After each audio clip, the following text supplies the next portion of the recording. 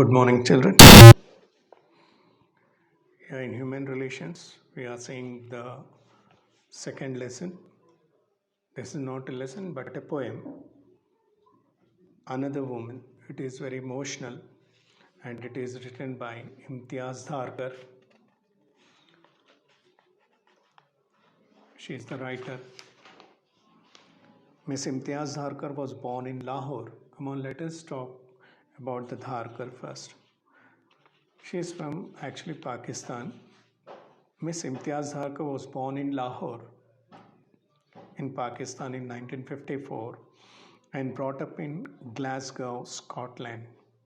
She is ranked on par with means with the contemporary line time with some of the famous women poets of India such as the Kamla Das, Sujata Bhatt and Tara Patel. So this is all about 1950s. Okay, along with her in India, some famous writers were there like Kamla Das, Sujata Bhatt, and Tara Patel. She was from Pakistan. She was also with a equal prominence. She is not only a poet but also a painter and an accomplished documentary filmmaker. So see, good people will have many qualities. So she too blessed with many other qualities other than the writer. She was a painter and a documentary filmmaker. Her collection of poetry include Parda, Postcard from God, and I Speak for the Devil, The Terrorist at My Table, and Living Fingerprints. These are some of the collection of her writings. And in all her writings, you can see she is showing her human concern.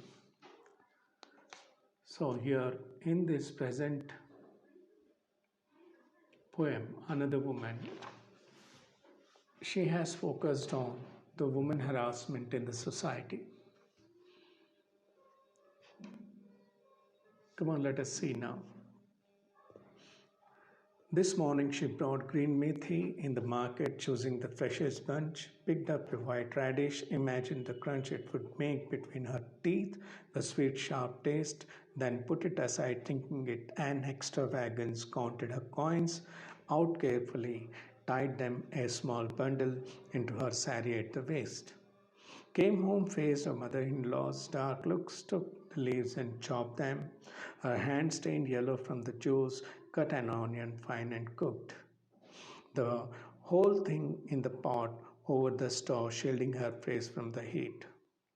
The usual words came and bet, their wings against her, the money-spent curses heaped upon her parents, who had sent her out to darken other people's door. She crouched as usual on the floor beside the stove. When the man came home, she did not look into his face, nor raise her head, but bent her back a little more. Nothing gave her the right to speak. Nothing gave her the right to speak. She watched the flame hiss up and bet against the cheap old pot, a wing of brightness against its blackened cheek. This was the house she had been sent to, the man she had been born to, and the future she had been born into. So, when the kerosene was thrown, just a moment of surprise, a brilliant spark, it was the only choice that she had ever known. Another torch blazing in the dark, another woman. We shield our faces from the heat. It's a very emotional poem, painful poem describing the treatment women given in the society. So this is all about a lady in a family, okay, everywhere. So come on, focus on the poem. This morning she bought green methi in the market, choosing the freshest bunch, picked up a white radish, imagined the crunch it would make between her teeth, the sweet sharp taste, then put it aside, thinking it an extravagance, counted her coins out carefully, tied them a small bundle into her sari at the waist. So here this lady, had gone to market for purchasing vegetables. There she finds her purpose of going to vegetable or went to vegetable was purchasing methi. And meantime purchasing methi, she noticed a very fresh radish there, and she tempted lurk with watering mouth, and she felt to taste the sweet sharp taste of the radish. But immediately she noticed her position, and immediately she counted her coins, and she thought that no, it is an extravagance. Underline extravagance means unnecessarily spent. So she felt that not required to spend money on that. It was her choice to enjoy eating that because she likes that, but she controls her temptation watering because she don't have that freedom to spend money on her own.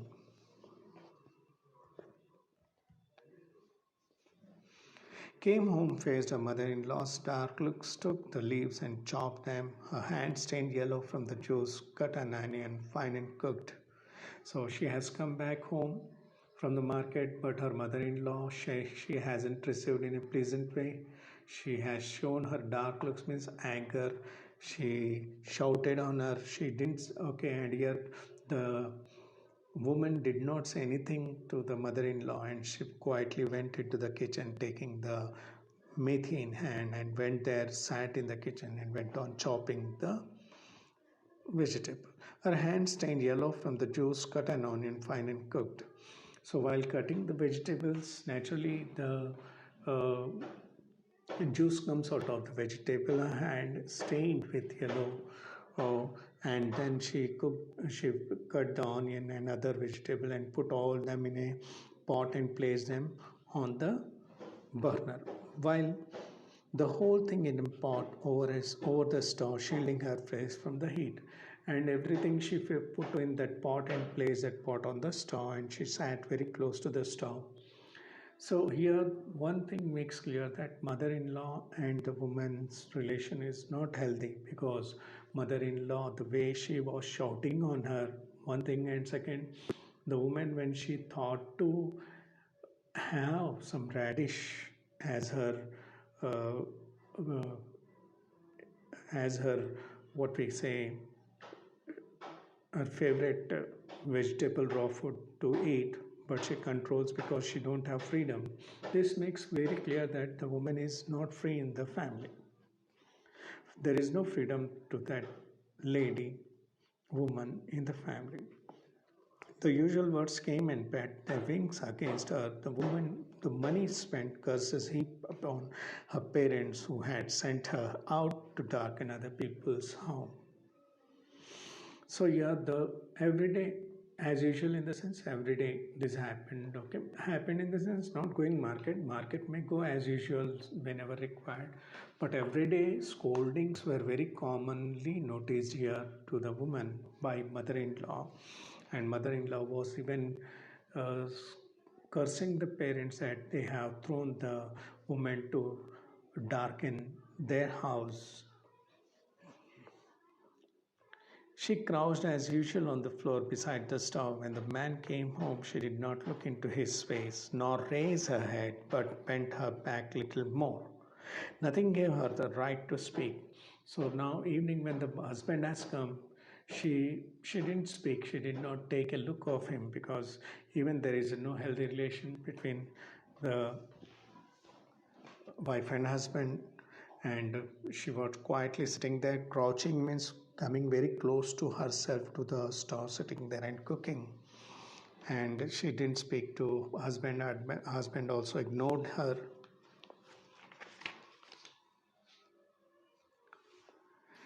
She watched the flames hiss up and beat against the cheap old pot, a wing of brightness against its blackened cheek. So she was alone there as there was no healthy atmosphere in the family with her. So she was all lonely and she was sitting near the stove cooking uh, some recipe. So while doing so, she was simply staring at the flames from the stove hitting the blackened cheek of the pot, in the sense the base of the pot. Blackened cheek in the sense, naturally the utensils which we use for cooking, you see the bottom of that back side, it will turn very black. So likewise here the pot was also very black outside bottom, to which the flames were hissing up, hitting it. So this was the house she had been sent to, the man she had been born to, the future she had been born into. So this is the house, okay, she has been sent to, in the sense, and married to a man in such a family. Okay, her future is ruined. So when the kerosene was thrown, just a moment of surprise, a brilliant spark, it was the only choice that she had ever known. So every day she felt so painful and then decided to end her life. She burns herself. Another torch blazing in the dark, another woman, we shield our faces from the heat. So now this is one more incident in the society. A woman is burnt alive and she is burnt totally to death.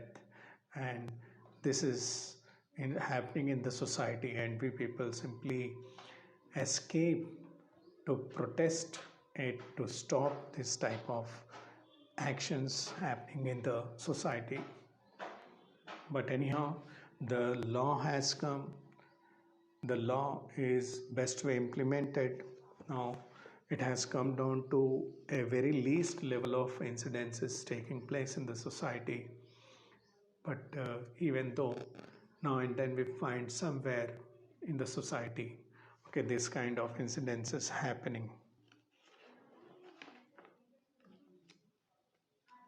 So all have the equal freedom, men and women, then why this kind of treatment given to women? This is the question left to the society.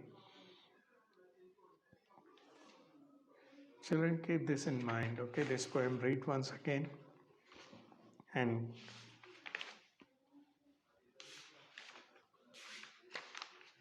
the next lesson is never, never rest.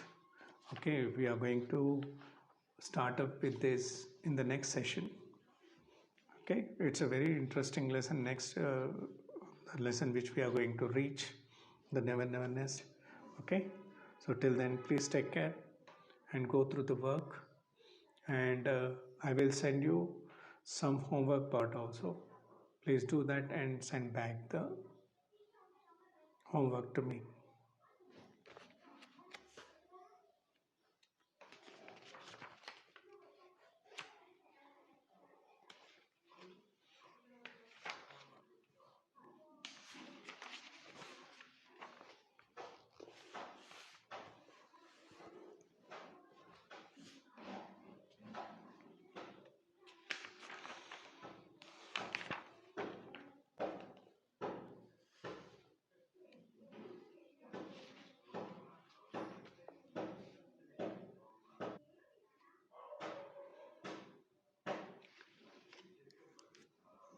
Once again, take a look of the author, Miss Imtiaz Dharkar. It's a very prominent name in the English literature in the modern world. She was born in Lahore, Pakistan, basically in 1954, and brought up in Glasgow, Scotland. She born in the Pakistan, but brought up in Scotland. That's what her mentality might have changed. She is ranked on par with some of the famous women writers, poets of India, such as the Kamala Das, Sujata Bhatt, and Tara Patel. So, to her time, contemporary, by her time, many other writers were also giving their contribution to the society's reformation. So, in that, she was also standing with them, like in India, Kamla Das, Sujata Bhatt, and the Tara Patel. She is not only a poet but also a painter. See, good people will have good qualities, good heart will show good qualities.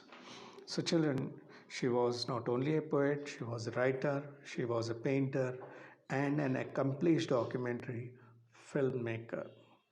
So, documentary filmmaking is also one art, it is one passion, one hobby. So, she was a filmmaker also. Okay, on some of the hers, especially she is a human concern writer, showing her human concern to towards the humanity.